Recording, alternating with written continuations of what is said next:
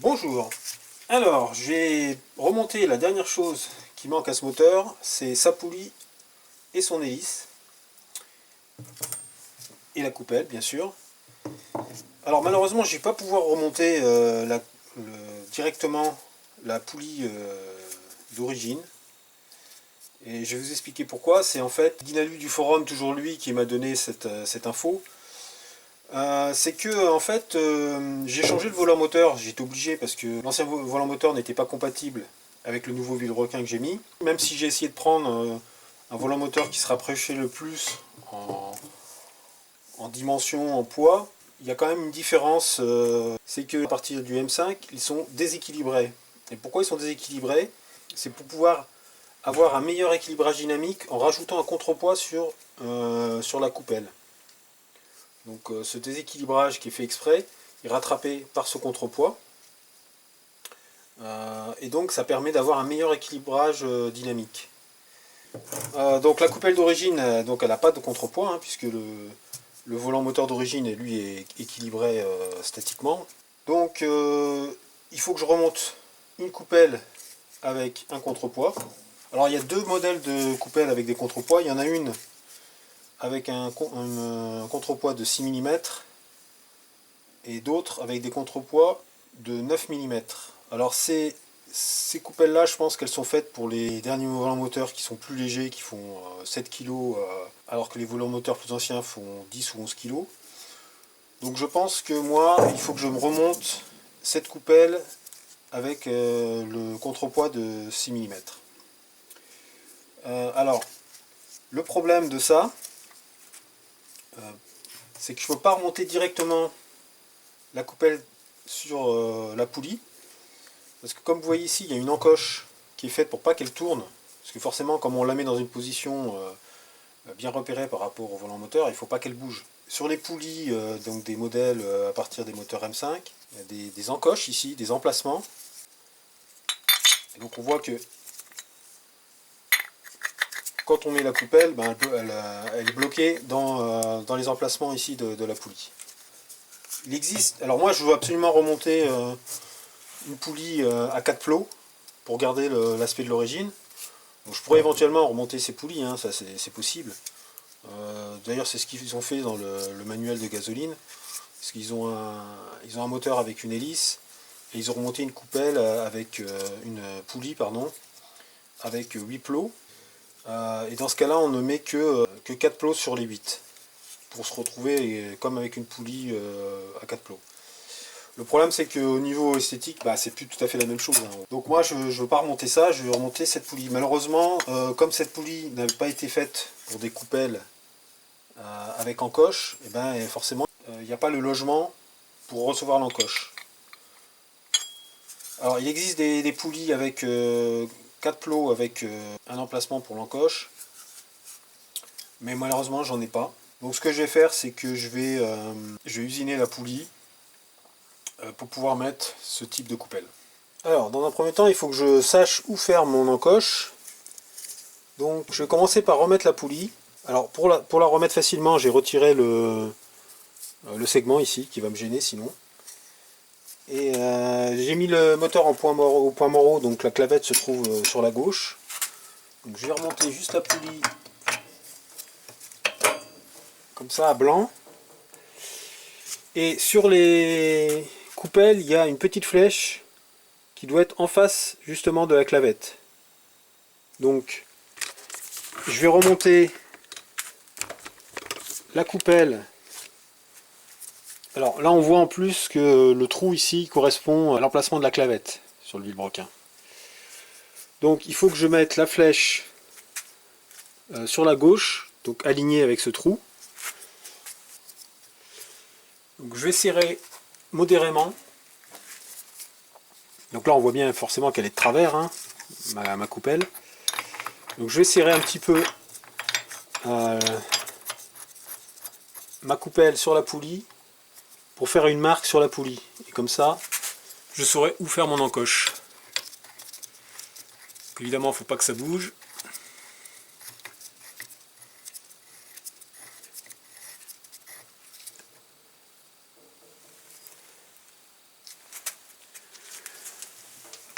Donc je vais serrer doucement. Voilà. Et je vais regarder si la marque de l'encoche se voit sur la poulie.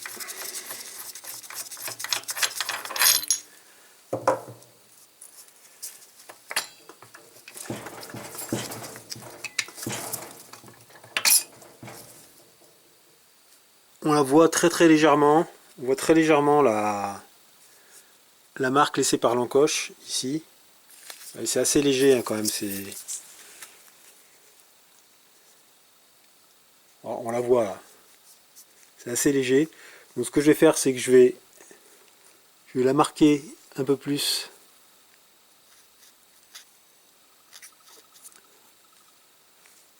au marqueur. Voilà. Je vais usiner cette partie. Bon, finalement, je vais changer mon fusil d'épaule.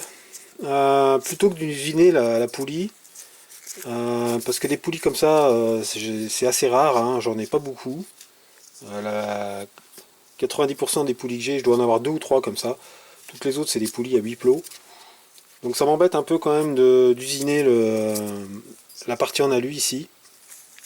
Donc ce que je vais faire en fait, plutôt que de faire un trou plus grand ici, je vais plutôt usiner l'encoche pour qu'elle rentre dans le trou existant. Des coupelles comme ça, j'en ai quelques-unes et ça me gêne moins de charcuter une coupelle que de charcuter une poulie qui est une denrée quand même assez rare.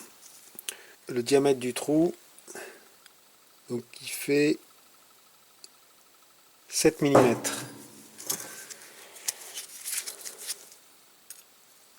Donc il faut que je garde 7 mm. Donc je regarde. Ouais, donc elle est bien, l'encoche est bien centrée par rapport au trou. Donc il faut que je meule de chaque côté de l'encoche pour ne garder que 7 mm. Bon, moi je vais faire ça.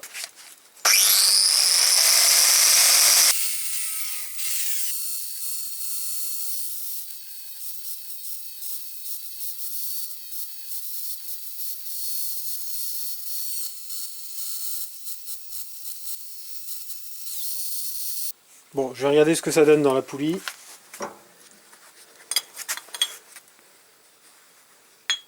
Bon, bah, c'est pas suffisant encore.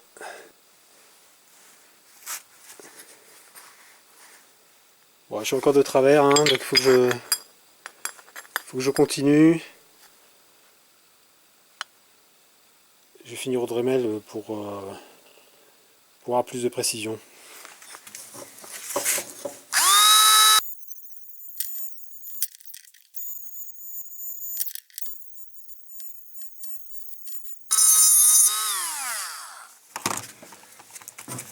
Ah, ça devrait être pas mal ça. Bon, moi je pense que c'est bon, hein. Voilà, on est parfaitement, on est plan là. Donc, je sens que ça appuie bien, hein. Ça appuie bien dans le fond. Ok, il n'y a plus de jour. Donc là c'est bon. Je pense que j'ai pas retiré trop de matière, hein. Ça devrait être largement suffisant pour maintenir la position de la coupelle. Bon, alors première chose à faire, c'est de remettre le segment dans la poulie. Alors là j'avais fait une petite marque pour savoir où était l'extérieur. Donc c'est comme ça. Ok, donc je vais graisser un petit peu la gorge.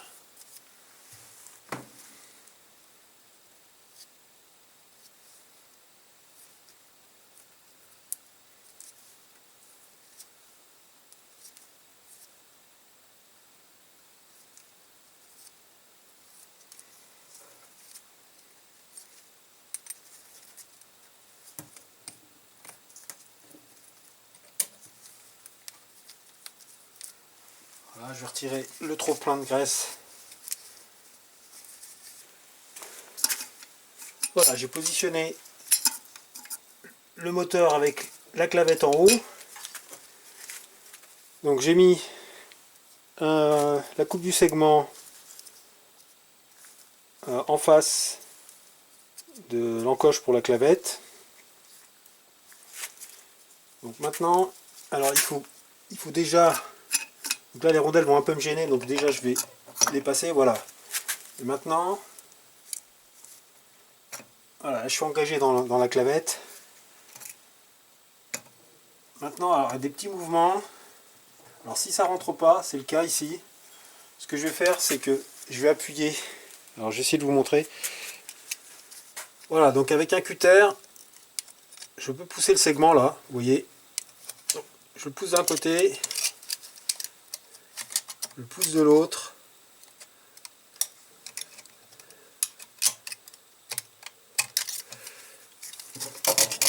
Utiliser aussi une lame de couteau, voilà. Voilà, en fait c'était à gauche qu'il n'arrivait pas à rentrer.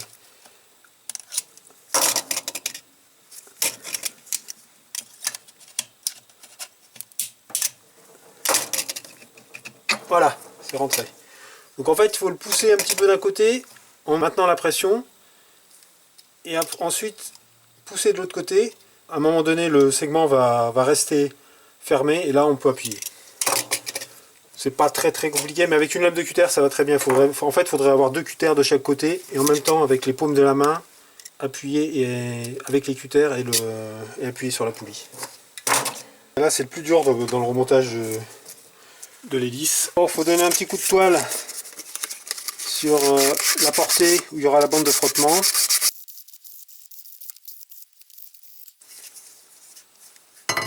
Je vais finir à la paille de fer.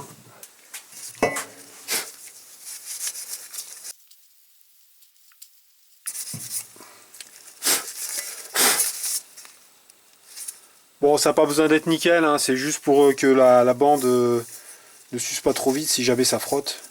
Voilà. Faut que ça soit assez lisse, quoi. Mais là, il y a pas, c'est pas comme un segment où il n'y a pas d'étanchéité. Hein. Ok. Bon, maintenant, je vais remonter la bande de frottement dans la poulie. Alors, malheureusement, je peux pas en monter une neuve parce que ces bandes sur ces modèles sont beaucoup plus fines que les modèles d'après et donc les bandes neuves sont trop épaisses. Donc c'est des bandes pour les modèles suivants. Et donc si je peux pas les monter, à ce moment-là, si je les monte, l'hélice rentre plus. Donc je vais récupérer. Alors vous voyez, c'est pas terrible. Hein. Elle est un petit peu fendue, mais j'ai pas mieux. Bon. Alors on voit qu'ici il y a un côté évasé. Donc je pense que c'est celui qui venait. Le côté évasé, il était contre l'hélice. Donc je vais le remettre dans le même sens. Alors maintenant il faut mettre les ressorts avec les buis. Il faut vérifier que les buis sont pas usés. Donc là c'est le cas. Hein. Là il y a suffisamment de matière. Ils ne sont pas usés du tout d'ailleurs. Pour faire tenir les buis dans les ressorts, il faut mettre légèrement très peu de graisse. Parce que toute la graisse qu'on met là, bah, elle va être éjectée dès les premiers tours du moteur. Donc il ne faut pas en mettre de trop.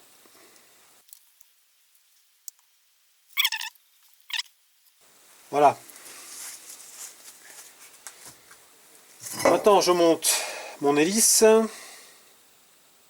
en essayant de ne pas bousiller ma bande de frottement. Je mets la bande de frottement. Donc c'est pareil, bon celle-ci elle est en bon état, c'est celle d'origine, il n'y a pas de problème. Et maintenant il faut que je monte ma coupelle avec la flèche en face de la clavette, donc c'est-à-dire en haut.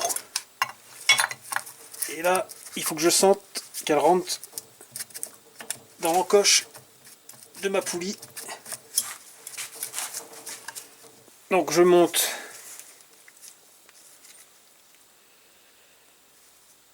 ma vis de vilebrequin avec la rondelle éventail. Voilà, et je serre à la main.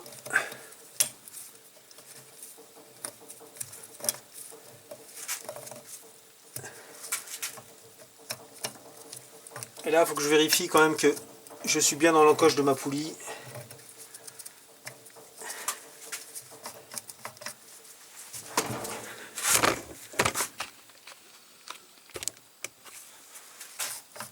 Ah, on voit que ma coupelle tourne pas, donc je suis bien dans l'encoche. Je vais serrer un petit peu à la vis avec mon outil spécial d'Andlou là que j'avais fait lors du réveil du moteur.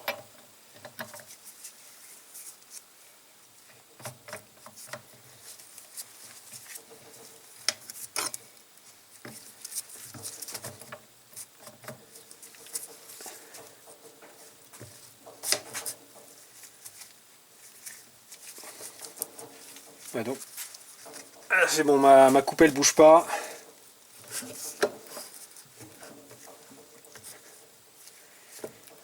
C'est nickel. Ok, bon, je vais bloquer mon moteur avec le doigt d'arrêt. Bon, il faut que je serre à 17 mètres kg. Alors là, je vais pas pouvoir avec cette clé, donc je vais mettre une rallonge.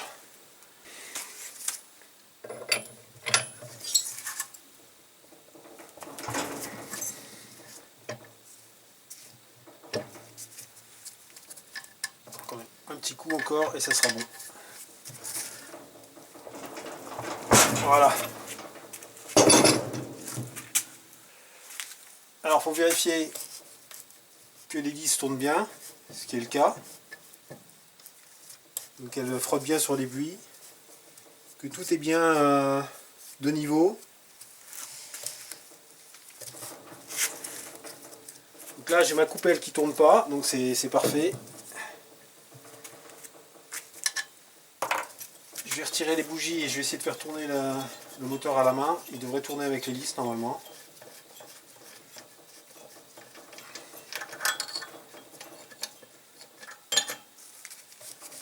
Voilà, parfait. Voilà, quand il y a la compression, je peux pas.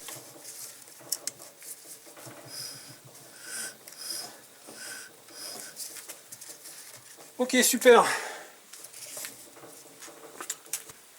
Bon, ben, le moteur est terminé.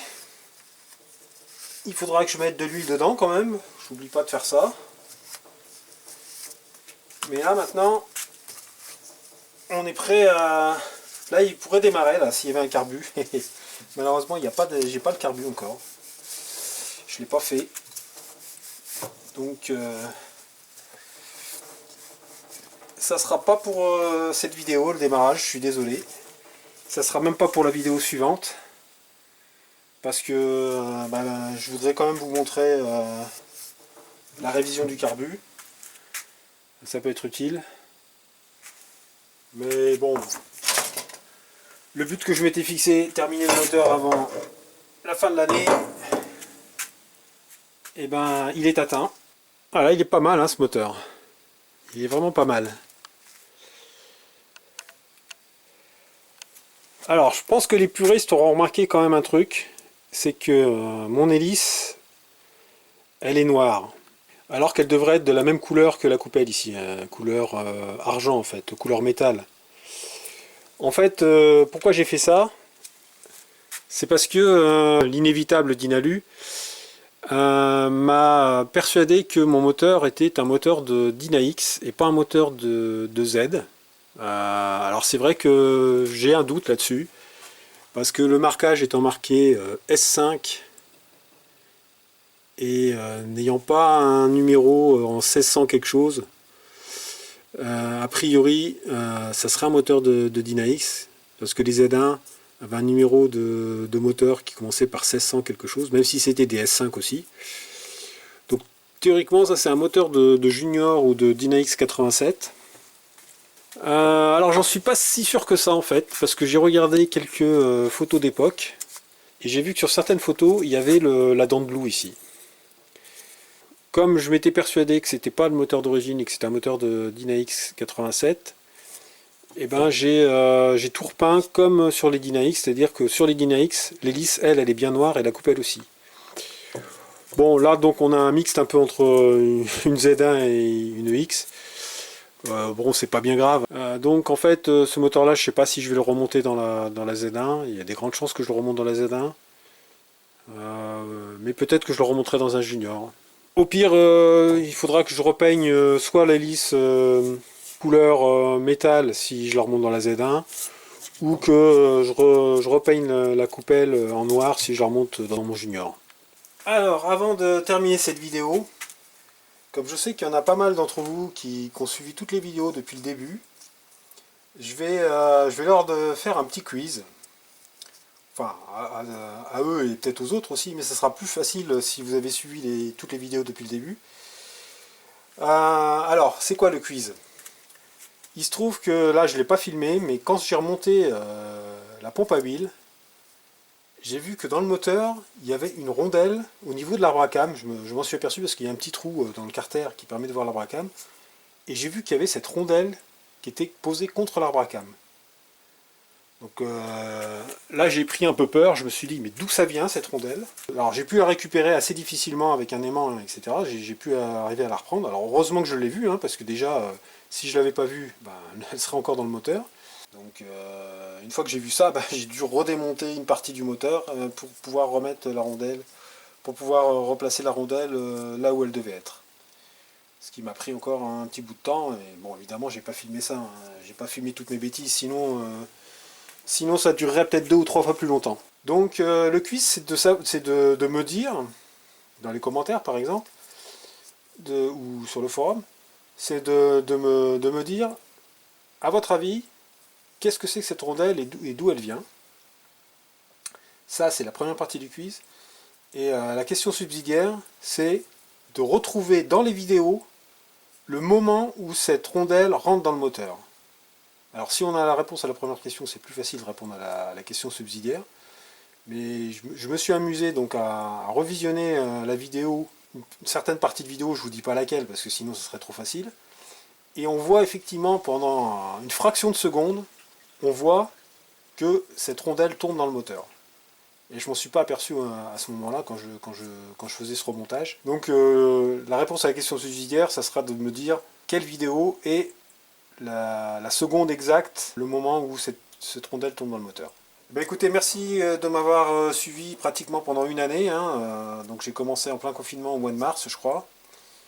Et j'ai juste fini maintenant. Donc c'est un peu long pour refaire un moteur, mais bah, vous comprendrez bien que bah, déjà de filmer, ça prend beaucoup de temps. Hein, ça prend, je ne dirais pas combien de fois de plus, peut-être 5 ou 6 fois plus de temps que quand on le fait sans filmer. Et puis surtout le montage. Le montage, c'est ça qui prend du temps, surtout que je ne suis pas un spécialiste. Hein, je me suis mis avec cette série de vidéos. Mais bon, moi, ça m'a bien fait plaisir et j'espère que ça vous sera utile. Bon, en attendant, je vous souhaite pas une bonne année parce que on n'a pas encore le droit, mais le cœur y est. Et puis, je vous souhaite de vous retrouver bientôt à l'année prochaine pour la révision du carbu et bientôt le démarrage. Allez, bonne fin d'année, à plus!